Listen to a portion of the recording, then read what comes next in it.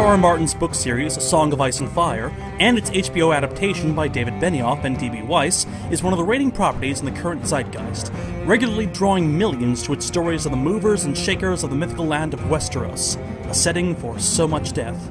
It's become a running joke that Martin enjoys killing characters as Westerosi politics becomes more unstable. And yes, anyone can die. As in life, any character, no matter what their station, is vulnerable to death.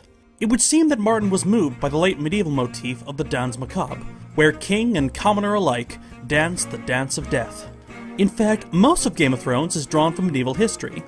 You hardly have to squint to see it. With a wealthy port capital to the south, a hilly west, and vast northern territories blockaded by a wall, Westeros is a lot like Britain.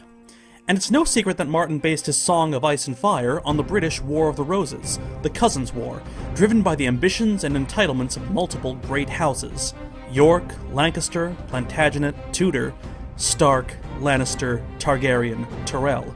The origins of the main conflict began when a bold pretender usurped the throne of an incompetent fool from a long stable dynasty that ruled the land for centuries. The main aggressors were a clan of rich southerners, and a northern family with a habit of using cold rhetoric in their speeches. Now the winter of our discontent is coming.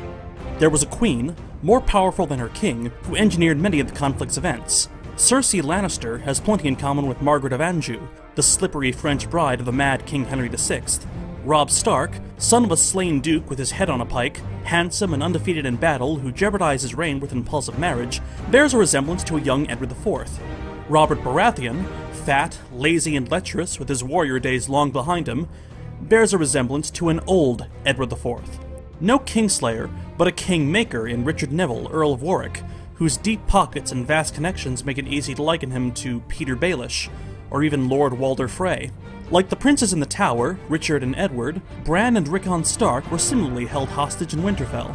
As a pawn passed around from royal marriage to royal marriage, Sansa Stark is in a very similar position to Elizabeth of York, who would eventually wed Henry VII and mother Henry VIII. Speaking of the founder of the Tudor dynasty, as a man heading a deposed house living in exile on the continent, set to make a spectacular invasion of his homelands, Henry VII had plenty in common with Daenerys Targaryen. And as a solidly honorable northerner unfairly branded a traitor by his enemies, Ned Stark's closest analog might be Richard III. Of course, Richard, Duke of Gloucester, had many qualities that Ned Stark lacked: a certain ruthlessness, resourcefulness, remarkable charm, and a notable physical deformity. In this respect, the York may be akin not to a Stark, but to a Lannister, Tyrion. And the Lannisters themselves may not even be a perfect fit with the Lancasters.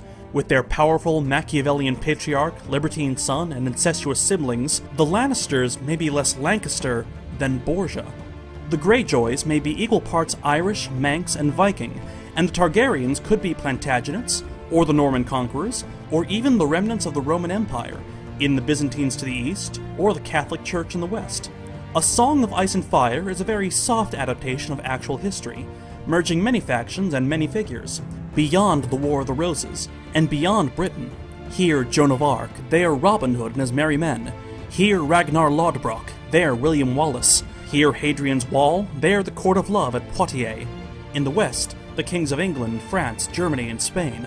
And abroad, the Doges of Venice, the Manses of Mali, and the Khans of the Golden Horde. We accept Westeros and Essos because of its familiarity. This was our world once. There were old gods, and there were new. There were pagan faiths, and the occasional heretic cult. There was an ominous comet in the sky. There was even a small ice age. There were dynastic feuds in the west, with seafaring pagans to the north, and sunny merchant states and fierce nomadic tribes in the east. All reimagined into a broad outline of the period. And amongst the reimaginings of these medieval facts, even the fantastical elements, the ice and fire that gave the saga its name, had the air of very modern fears. Of the ice, the White Walkers, the impending collapse of the wall, and the rest of the world's doubt that winter is coming all coincide with today's fears of climate change.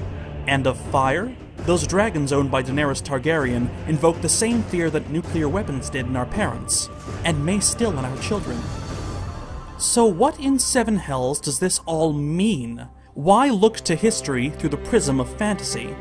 And why is it the period between 476 and 1492 that the West calls the Middle Ages that so often becomes the setting for the fantasy genre? Well, what Middle Ages?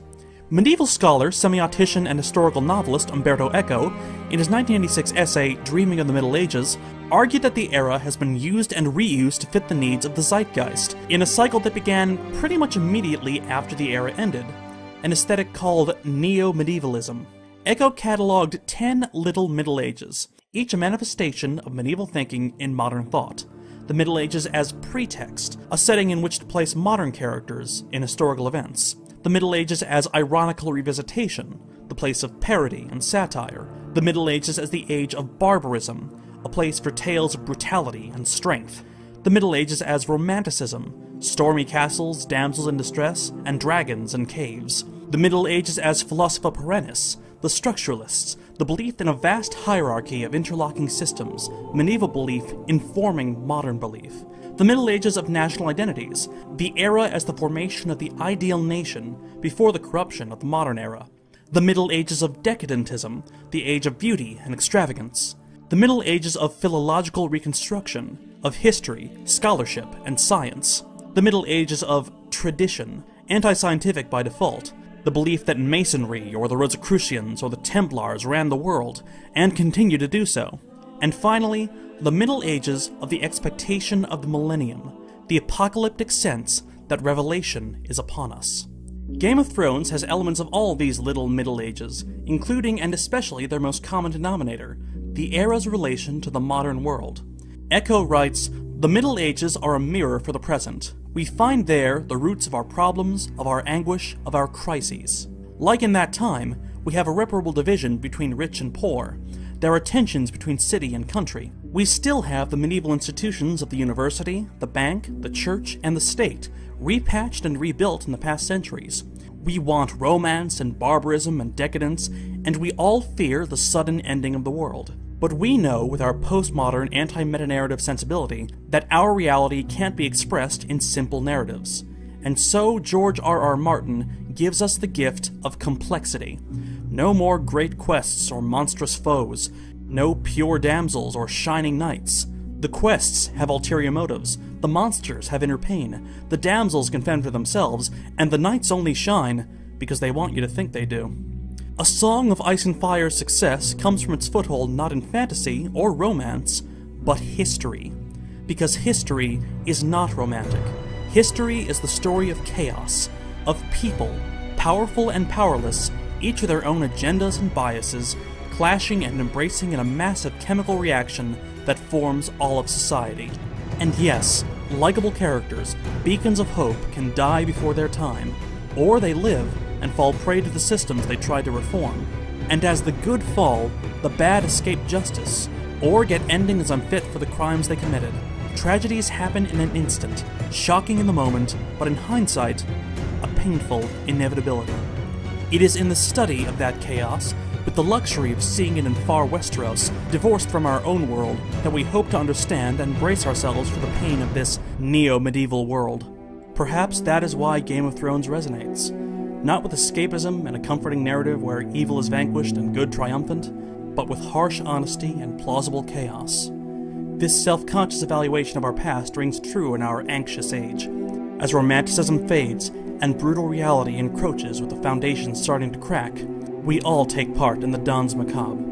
That very medieval reminder, memento mori. Translated roughly from the Latin, Valor Morgulis.